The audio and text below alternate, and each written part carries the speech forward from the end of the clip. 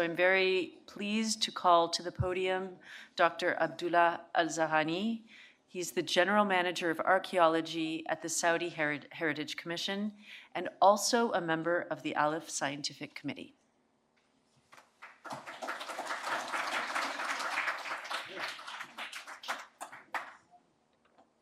Thank you very much. Assalamu alaikum wa rahmatullahi wa barakatuh.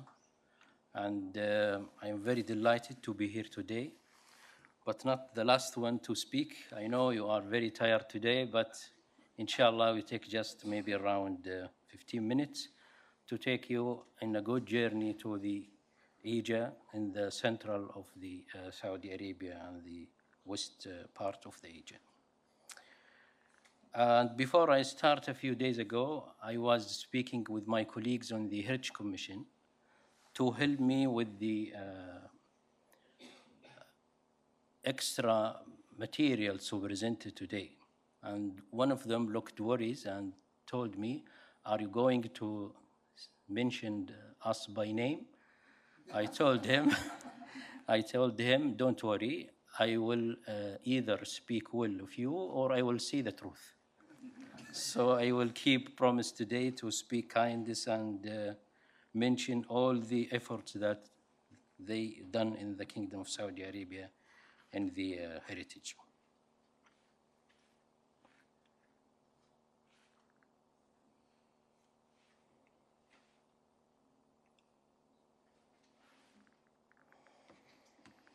And first of all, again, I would like to thank the organizer of this prestigious conference for inviting me to give indications about Saudi Arabia, and also special thanks for my colleagues, Filari, for his interest to give this presentation today. Most of you, I know you know Saudi Arabia, where it's located, and what's the importance of Saudi Arabia from the ancient time. But in fact, Saudi Arabia is an important place for the Muslim world because Mecca and Medina, the two holy mosques, and the birthplace of Islam, and the most secret place in the middle of the Middle East. And economically, Saudi Arabia is very rich with the oil and metal resources, and also human power. And also there is Saudi Arabia plays a big role in the politics. Most of you know this is fact, even the Saudis itself. But the most important things, it's not still clear until now, the cultural heritage of Saudi Arabia. We know from our resources, Saudi Arabia has a deep history. It's not just like 300 years ago or 500 years ago. There is a deep history of this land back to more than a million of years.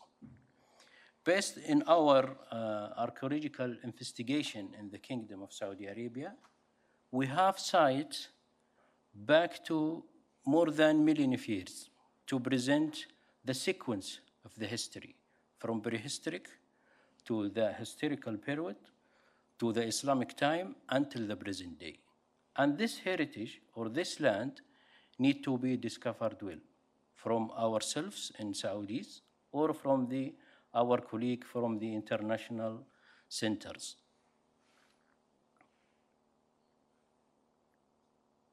Let's back to the history.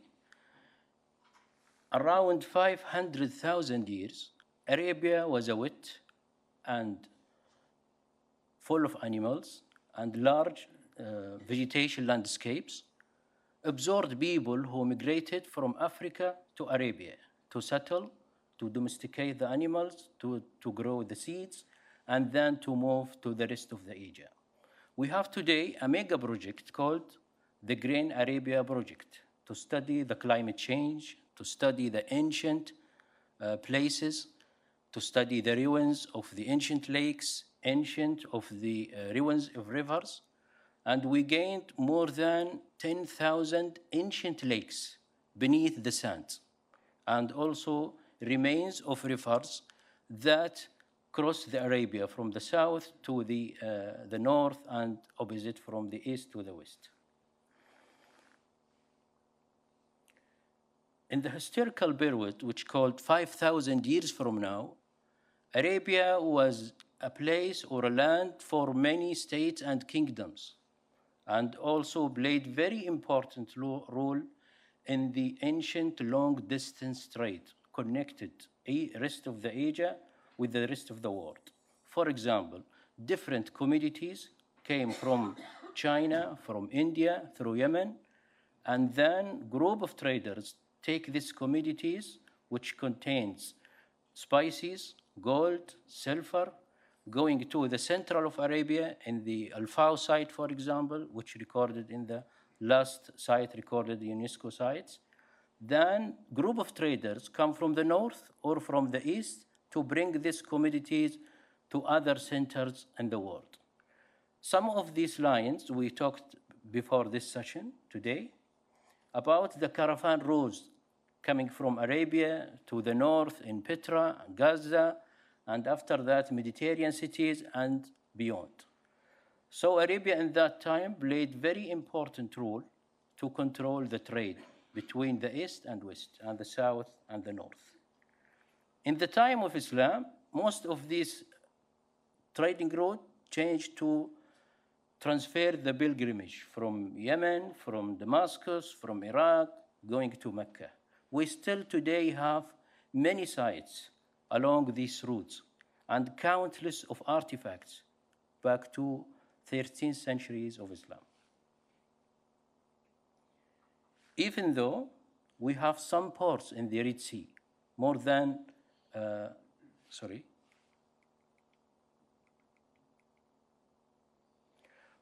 6 ports in the Red Sea, and some of them also, until now, still unexcavated. Most of these seaports back to before the Islam, in the Roman time. For example, in the south, there is a port called Empoloni. In the north, there is a port called Locacomi or Akracomi. It's played a very important role to organize the Roman trade between the south and the north. And we have today friends from the International Center working in these sites. For this root of the deep of history of Saudi Arabia, the government of the Kingdom of Saudi Arabia created Ministry of Culture, including 11 commissions, including Heritage Commission, to be responsible for the heritage sites. One of the aims to creating the Heritage Commission to honoring and celebrating of the heritage of Saudi Arabia internationally and nationally, and to mission to protect and manage and also enable innovation, sustainable development for the all components of the heritage of Saudi Arabia. But why we link heritage with Saudi vision? And what does it mean of Saudi Vision 2030?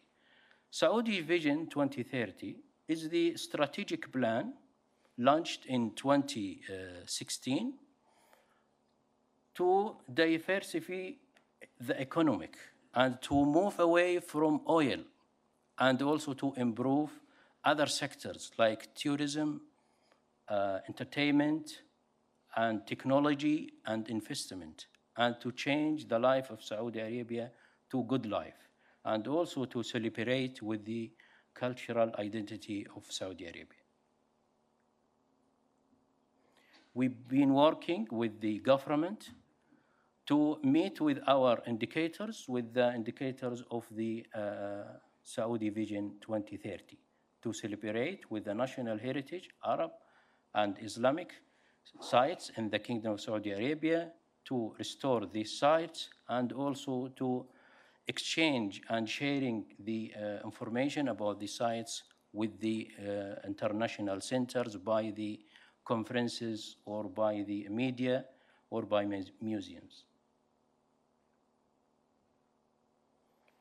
This year, we celebrate by registering the 8 sites in the UNESCO sites, the Al-Fao archaeological area.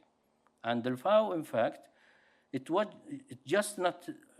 not just was a place or archaeological site. In fact, it is the commercial city located on the edge of the desert. And you can see the materials that we excavated from the site. It's influenced by the Greek-Roman Empire, by the Egyptian, by the Syrian, by South Arabian civilization. So the place, it's not just the commercial, also it's the place to exchange the cultural, exchange also the materials between all the ancient nations. And also we gained more than 100 million visitors come to Saudi Arabia, most of them visiting the cultural sites. Why the importance of the heritage in the Vision 2030? In fact, we protect the heritage sites because we protect the identity and the culture of Saudi Arabia. Because today I am wearing thobe and shimar because this is our identity. Our sisters and mother and wives in Saudi Arabia wearing the dress code of Saudi Arabia, abaya and ghatwa and others. And also traditional food, traditional music, all these cultural components, in fact, were in Saudi Arabia, and we still, until now, discovering it and recording it. And also protecting heritage sites it's aimed also to introduce the student and also to increase the awareness between the student in the school and the university about the land of Saudi Arabia, to be proud by their land, to speak with their language, to proud with their history, in fact, and also to invite them to participate with our heritage in the heritage sites, in the archaeological sites, and participate also with the Festival of Handicraft. The heritage sites, in fact, that located in Saudi Arabia, it's in fact idea, or it is a contribution to create a model of the souvenir, for example, imitated from the cultural materials. We have every year exhibition called Handicraft exhibition. Invite most of the handicraft people from different countries to participate with us in this exhibition.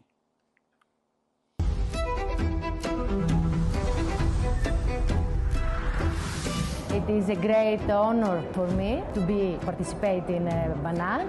This event gives us a lot. We see a lot of craftsmen from all over the world and knew a lot of techniques.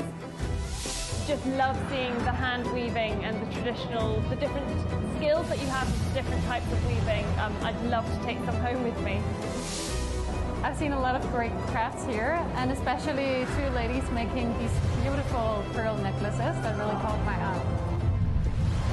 I think for me, a love of culture and heritage is really important. So the fact that you can continue to make beautiful heritage pieces, but put your own contemporary twist on it, but it's really important to keep those skills alive and working in your country.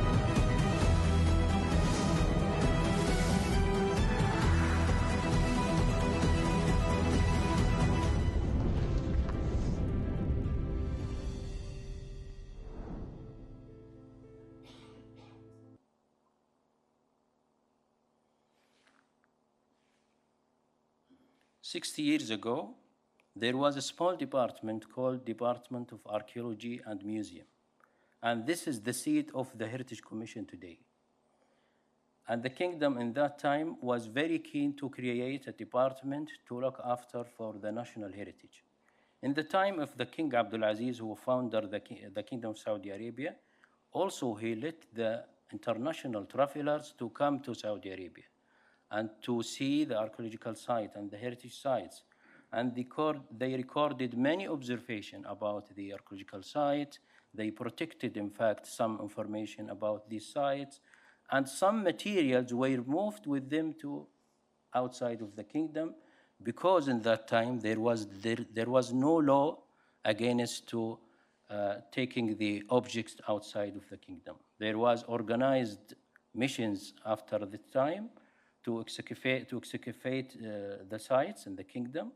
And then they created a big department to include most of the sub-department in the archaeology. And then they created the law of archaeology. And after that, they published a magazine or journal called Atlal, which present all the archaeological fieldwork in the Kingdom of Saudi Arabia. Then they moved to a Ministry of Tourism or Commission of the National and Tourism to look after for heritage sites, and then the Heritage Commission today. Between all these activities, the Kingdom of Saudi Arabia also involved in many international conventions. And also today we are a member in many international organizations, UNESCO, ICOMOS, ACROM, and finally ALIF. Today in the Heritage Commission, we have 5 main sectors: archaeology and built heritage, handicraft, intangible heritage, and UNESCO department for looking after for convention. And most of these numbers you see today, it is just for that site being excavated or examined. But in fact, for the archaeology, if you go the site, you will see thousands of archaeological sites not being recorded until now.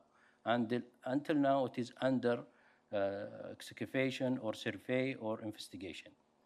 If we count, for example, the stone structure or the rock art, we can reach to more than 1 million of sites.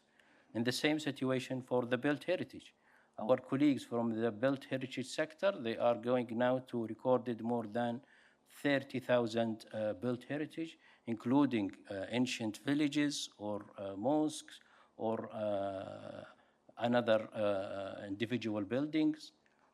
Our colleagues from the handicraft working with the local community and intangible heritage as well. And our colleague from the Department of the UNESCO looking after for all the conventions and preparing for the files of the tentative list that will be recorded in the UNESCO list.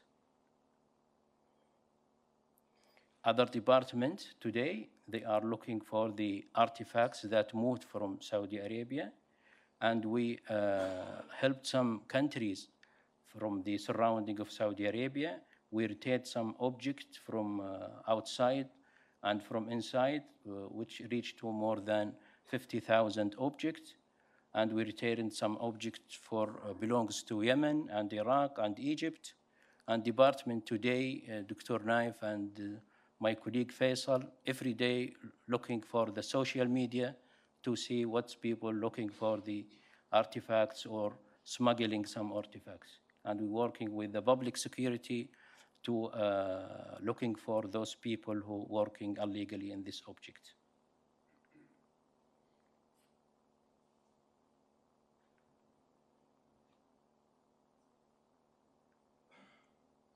Also from the protection the archaeological, the heritage sites, creating the visitor center. And visitor center today is a place to see all the sequence of the history, from the prehistoric and the present day. Also, it gives also attractive activities for the people in the national days or in the Eid time to bring people in this place, to raise awareness about the heritage, to help the researchers about the studying the heritage, and also to involve the local community to participate on the protection of the heritage. We have more than 14 visitor centers in the kingdom, and now we targeted more than 30. It will be, inshallah, in the kingdom by 2030. Training and capacity building, one of the key points in the Heritage Commission to increase the awareness between the student, between the local community, and also between the people who are interested in the heritage, with cooperation with the other commissions in the kingdom, with the Dar'iyya, with the Ula, and with the international partners. Year, we made several programs, and this is activities, not just for also the student or the local community, even also for the universities, to restudying the materials, the methods, and also the new technology in exploring and protection the heritage. We try to involve our students in the university in the field of the heritage to participate in these courses.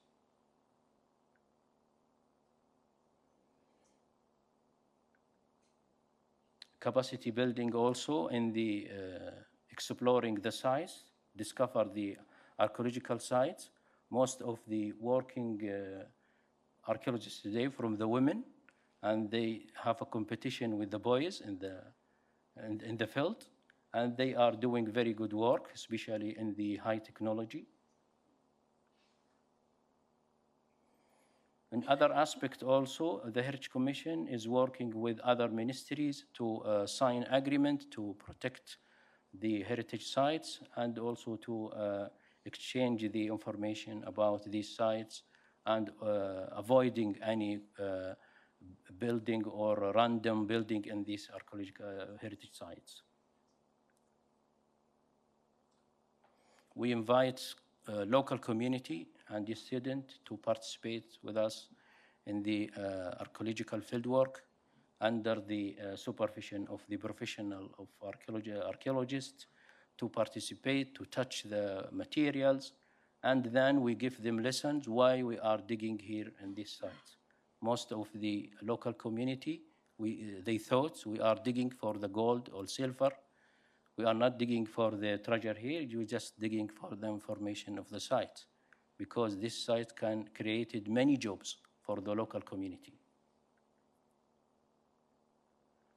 Also, we invite people to, or the local community, especially from the young student, to participate to drawing some ancient inscriptions or rock arts, and to participate to remove the modern graffiti that implemented on the ancient rock art or inscriptions.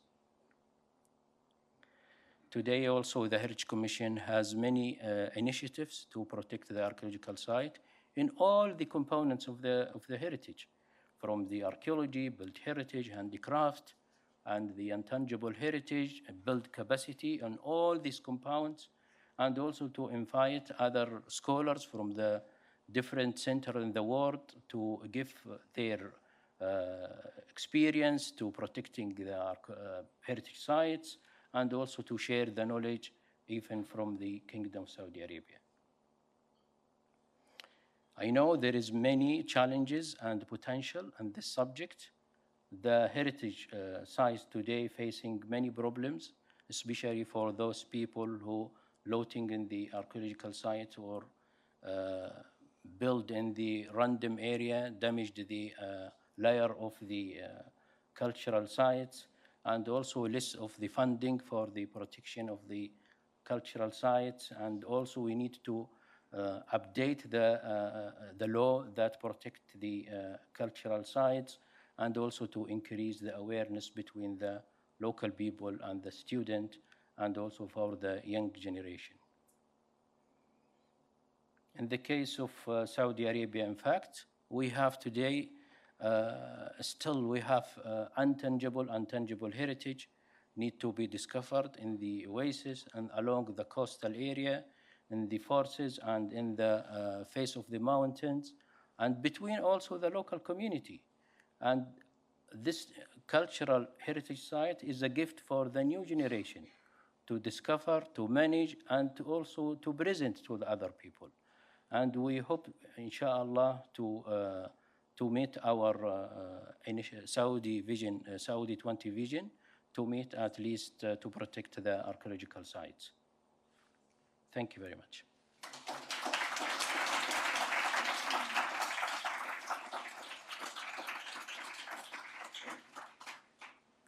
No question? To the question. I hope not have be long.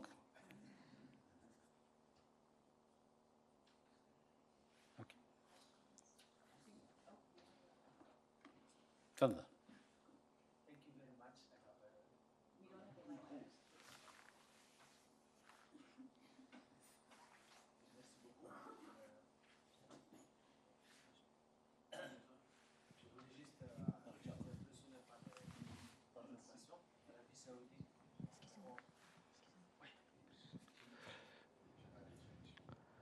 Il n'a pas la traduction.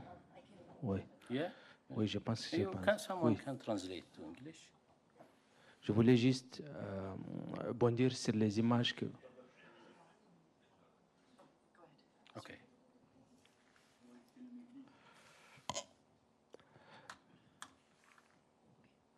Go ahead. Merci beaucoup. Je m'appelle Mohamed Alassane. Je viens du Niger, au Sahel. Je suis vraiment impressionné par la présentation de comment ça fait la combinaison archéologique, le savoir-faire archéologique et surtout, je voulais poser plus ma question pour l'immatériel. Quelle est la jonction que vous faites entre l'immatériel pour supporter en fait les patrimoines, l'héritage? On voit des gravures rupestres, des chameaux qui a une connotation vitale dans les Sahara, comme chez nous. Quel est le lien que vous menez par rapport à ça, à la transmission des savoir-faire ancestral qui est en train de disparaître avec la génération actuelle, en dehors de la transmission avec les numériques qu'on découvre aujourd'hui? Merci beaucoup.